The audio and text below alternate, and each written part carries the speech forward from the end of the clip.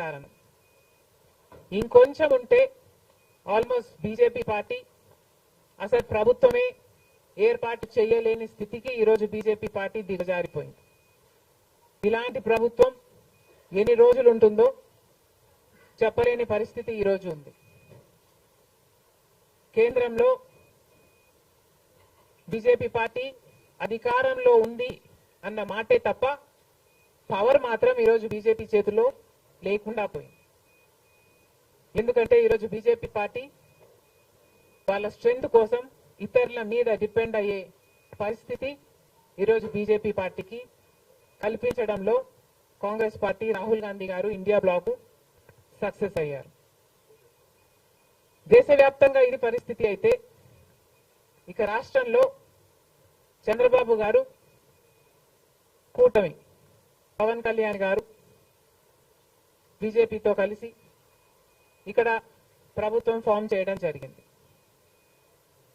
ఈసారి జరిగిన ఎన్నికలు రాష్ట్రంలో చాలా విచిత్రంగా, అన్ప్రెడిక్టబుల్ గా, అన్ప్రెసిడెంటెడ్ గా ఈ ఎన్నికలు నిలిచాయి. కారణం ఏమిటి అంటే ప్రజలు చాలా డిసిసివ్ గా ఒక నిర్ణయం తీసుకున్నారు. మాకు మార్పు కావాలి అన్న నిర్ణయం ప్రజలు తీసుకున్నారు కాబట్టే ఈ ఎన్నికలు ఒకే డిసిషన్ మీద ఆధారపడి జరిగిన ఎన్నికలు. For Jagan, against Jagan.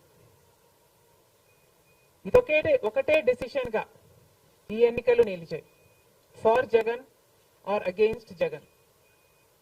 Against Jagan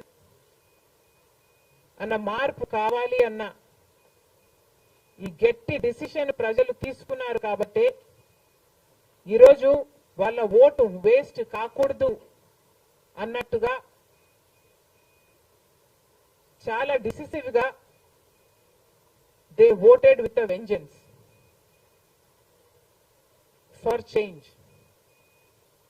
ఇది అవునన్నా కాదన్నా ఇది వాస్తవం. కేవలం అంత గట్టి నిర్ణయం ప్రజలు తీసుకుని మార్పు కావాలి అన్న అంత గట్టి డిసిజన్ తీసుకున్నారు కాబట్టి ఇన్ ద ప్రాసెస్ ఈరోజు కాంగ్రెస్ పార్టీ కూడా అనుకున్న మేరకు పర్ఫార్మ్ చేయలేకపోయింది. కాంగ్రెస్ పార్టీ కూడా కేవలం నెల రోజుల ముందు సర్వే చేస్తే Congress party vote share between 6 to 7% ఉంది. దాన్ని మేము కష్టపడి పనిచేస్తే నేనే స్వయంగా 64 కాన్స్టిట్యుయెన్సీల్లో క్యాంపెయిన్ చేయడం కూడా జరిగింది. వీటన్నిటితో కనీసం 8% దాటుతుంది అని కాంగ్రెస్ పార్టీ ధీమాగా ఉంటే అది కూడా జరగలేదు. కారణం ఏమిటి అంటే ప్రజలు చాలా డిసిసివ్ గా వాళ్ళ ఓటు వేస్ట్ కాకూడదు, ప్రభుత్వం ఎలాగైనా